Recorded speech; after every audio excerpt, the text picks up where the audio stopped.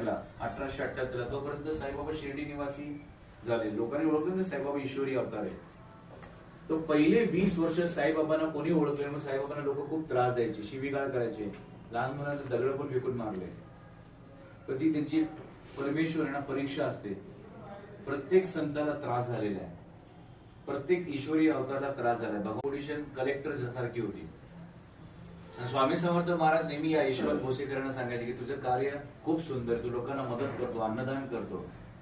असा एक दिवस येईल की तुला पुढे लोक देव म्हणून पूजतील.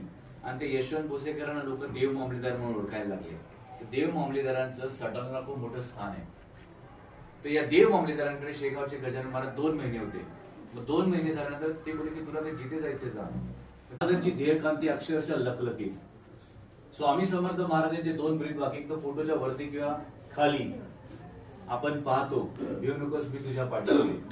आणि महाराज ओम दिव्यानुसंधान प्रदायिने नमः, ओम सद्गुण विवर्धनाय नमः, ओम अष्टसिद्धिदायकाय नमः, ओम भक्ति वैराग्य दत्ताय नमः, ओम भुक्ति मुक्ति शक्ति प्रदायिने नमः, ओम आत्मविज्ञान प्रेरकाय नमः, ओम अमृतानंद दत्ताय नमः, ओम गर्व दहनाय नमः, ओम शरीरिक हरिताय नमः, ओम भक्त संरक्षकाय नमः, ओम अनंत कोटि ब्रह्मांड प्रभुकाय नमः, ओम चैतन्य तेजसे नमः, ओम श्री समर्थ येते नमः, ओम माझ्यानुभावे पितो माझा मी लाजे, प्रेम भाव हा केवळ माझा बाकी सर्व तुझे, गोड मानुनी घ्यावी स्वामी राजाधिराज योगीराज परब्रह्म सच्चिदानंद सद्गुरु श्री अक्कलकोट निवासी श्री स्वामी समर्थ महाराज की जय. स्वामी समर्थ महाराज की जय.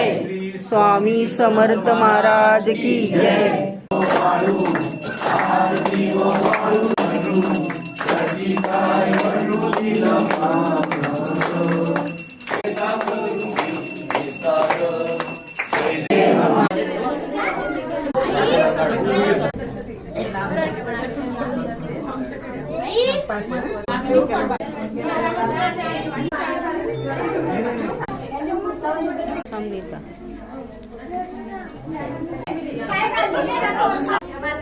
काय